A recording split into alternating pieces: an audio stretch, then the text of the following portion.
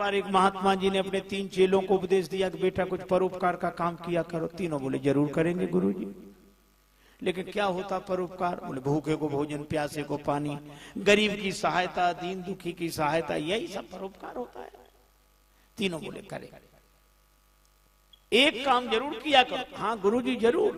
दूसरे दिन शाम को लौटे, कुछ परोपकार का काम किया? हाँ महाराज किया।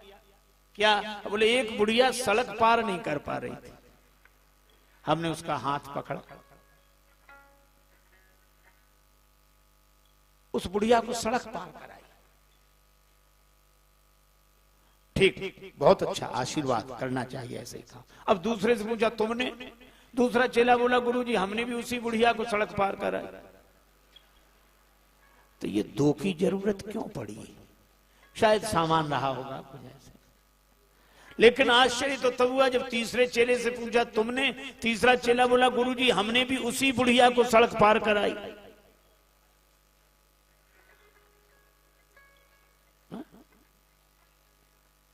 अब गुरुजी के आश्चर्य का ठिकाना नहीं रहा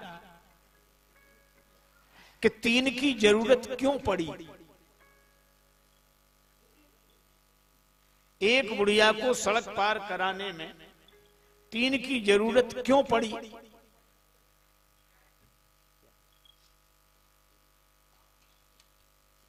तीन की जरूरत क्यों पड़ी? तो तीनों बोले गुरुजी दरअसल बात यह थी कि बुढ़िया को सड़क पार करना ही नहीं था। तो तुमने सड़क पार क्यों कराई?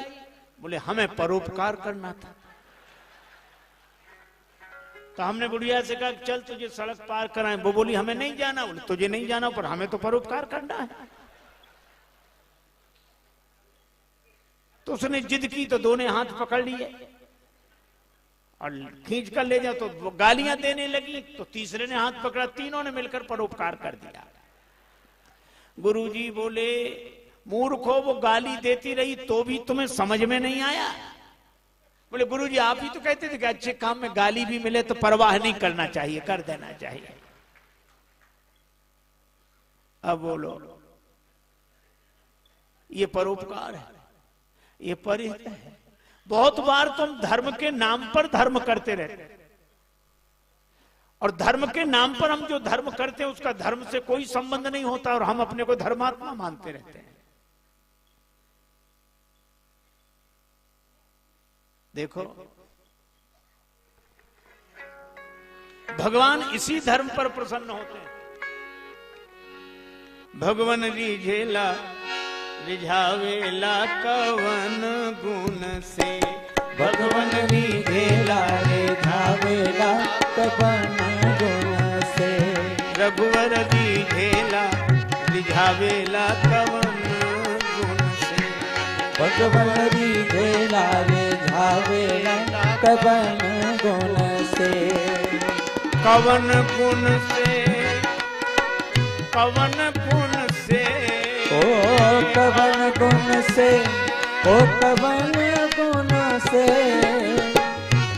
भगवान रिझेला रिझावेला कवन, ओ भगवान रिझेला रिझावेला कवन गुण से, रिझेला रिझावेला कवन गुण से, कवन गुण से हो, कवन गुण से, कवन गुण से, कवन गुण से, भगवान रिझेला रिझावेला कवन गुण से, ओ भगवान रिझेला रिझावेला कवन गुण से। भोजपुरी बोली का यह भजन भगवान के स्वरूप को कौन समझ सकता है? इस असमर्थता का द्योतक। तुलसी धरेंगे राम अपनी धरनी, आज तलक नहीं समझल कोई रघुवर तोहरा नीति, आज तक नहीं समझल कोई रघुवर तोहरा नीति, किकरा से तू बैर करेला, किकरा से तू बैर करेला, किकरा से तू प्रीति, किकरा से तू बैर करेला, किकरा से तू प्रीति। आपन किकरा के, आपन किकरा के बनावेला कवन गुण से, आपन किकरा के बनावेला कवन गुण से। कवन गुण से हो, कवन गुण से, कवन गुण से हो, कवन गुण से।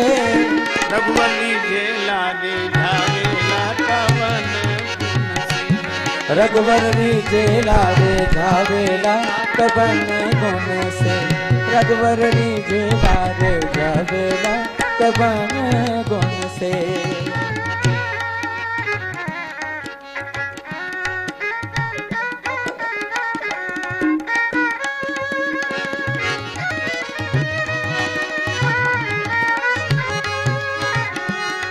रघुवर झेला रिझावेला कवन गुण से, ओ रघुवरी झेला रे झावेला कवन गुण से।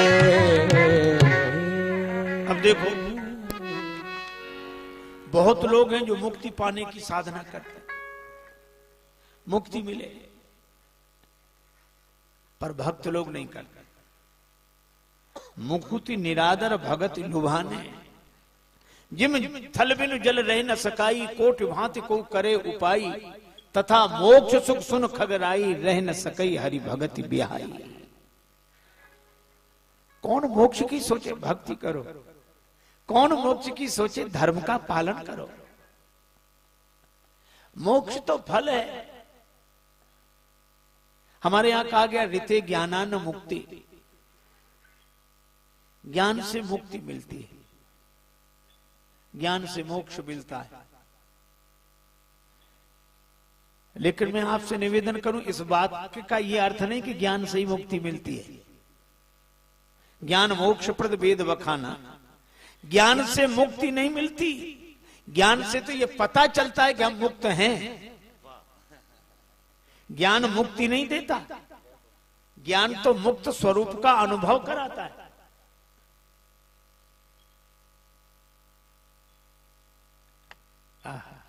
श्री मत पूज्य पाद स्वामी श्री अखंडानंद सरस्वती जी महाराज एक बार चर्चा कर रहे थे कि मैंने अवध के एक संत से कहा, पूछा कि महाराज हम लोग कहते हैं कि ज्ञान से मुक्ति होती है और आप लोग कहते हैं कि सरयू जी स्नान से मुक्ति होती है,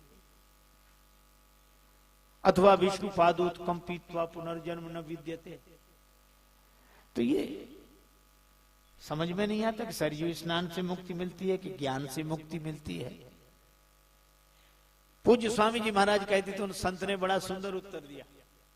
उन्होंने कहा कि मुक्ति मिलती का मुक्त तो हो ही, तो कोई सुनकर ये मान लेता है कि हम मुक्त हो गए और कोई सरयू स्नान करके मान लेता है कि हम मुक्त हो गए। मुक्त तो है ही।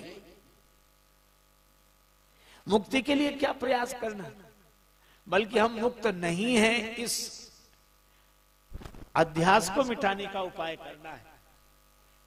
एक बार क्या हुआ, एक आदमी के पास कुछ गधे थे, वो अपने गधों को बांध रहा था, काम काज करता था, सब गधे बांध दिए, एक गधा रह गया, उसकी रस्सी खो गई। अब रस्सी न मिले तो ऐसे ही बैठा, गधे का कान पकड़े। उधर से एक महात्मा निकले, भगत जी क्यों बैठे हो, क्यों बैठे हो?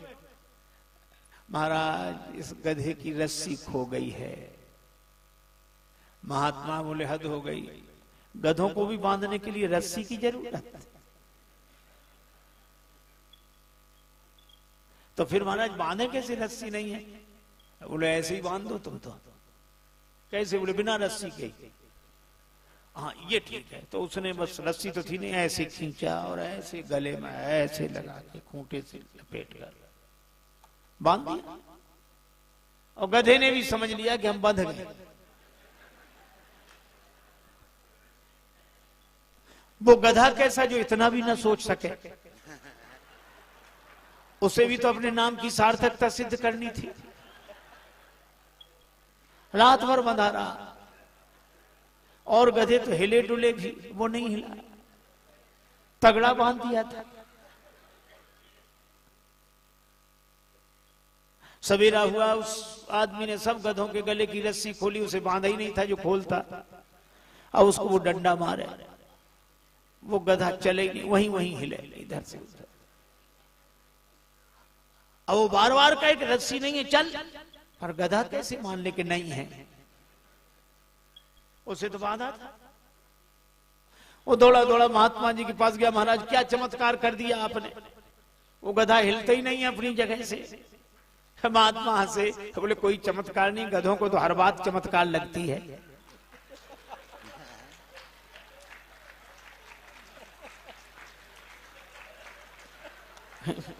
तुमने उसे खोला था कि नहीं, खोला था कि नहीं? बोले उसे बांधा ही कब था? बोले जैसे बांधा था वैसे ही खोल दे। और वो आया सो उसने ऐसे ऐसे करके जो खोल दिया, गधा समझ गया कि मुक्त हो गए। ये हम लोगों का गधापन है। हमने मान लिया कि हम बंधन में हैं और हमने मान लिया कि हम मुक्त हो गए। अरे हम मुक्त हो नहीं गए, हम तो मुक्त थे ही। और जो सहज प्राप्त है उस मुक्ति के लिए क्या प्रयास करना। हम लोग धर्म का पालन करें, भक्ति का आचरण करें, सेवा का आचरण करें, मानवता का आचरण करें। भगवान राम यही कहते हैं, परहित बस जिनके मन माही, तिन कह जग दुर्लभ कछु नाहि। जो परोपकार का पालन करते हैं उनके लिए कुछ भी दुर्लभ नहीं है। गीध देह तज धरि हरि रूपा, भूषण बहु पट पीत अनुपा।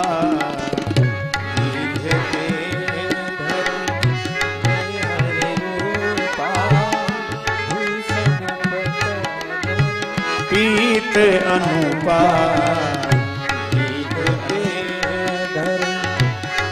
हरे रूपा, भूषण पट गयो अनुपा।